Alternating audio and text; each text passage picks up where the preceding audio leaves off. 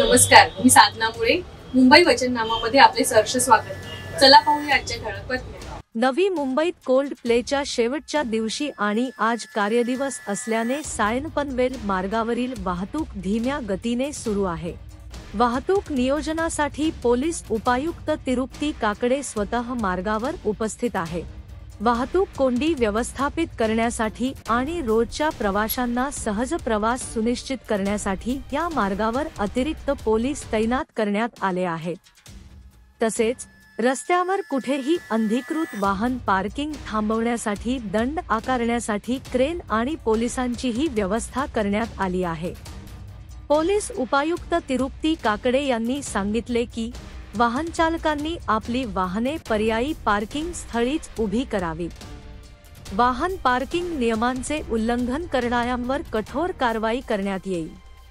Pressure आहे. एक शेवटचा दिवस असल्यामुळे जास्तीत जास्त प्रेक्षक जे आहेत ते कार्यक्रमाला येताना आपल्याला दिसत आहेत. त्याचबरोबर जर वर्किंग डे असल्यामुळे जर दैनंदिन फ्लो आहे ट्रॅफिकचा तो सुद्धा आपल्याला सायन पनवेलवर दिसतो. त्यामुळं आज सुद्धा वाहतूक जी आहे ती संत गतीने आहे. वाहतूक कोंडी कुठेही नाही आहे. मात्र वाहतूक स्लो चालू आहे. वाहन बंद पडून किंवा वाहतूक थांबले असं कुठेही चित्र नाही आहे.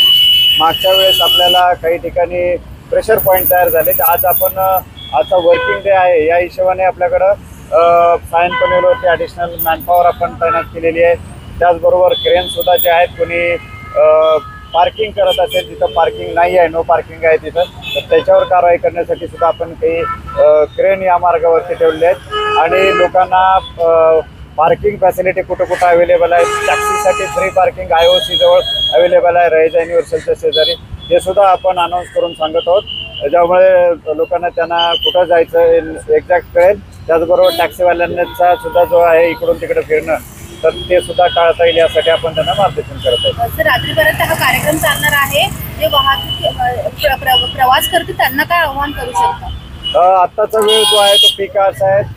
घराकडे जाणारे जे दैनंदिन या मार्गावर प्रवास करणारे लोक आहेत ते पुण्याकडे जाणारे आहेत, एक्सप्रेसवेला जाणार आहेत, पुण्याला जाणार आहेत, त्यांना पनवेलला जाणार आहेत. तर त्यांना माझी विनंती आहे की त्यांनी पाम बीचचा वापर करावा. त्या मार्गावर कुठलाही वाहतूक नाही आहे जास्त.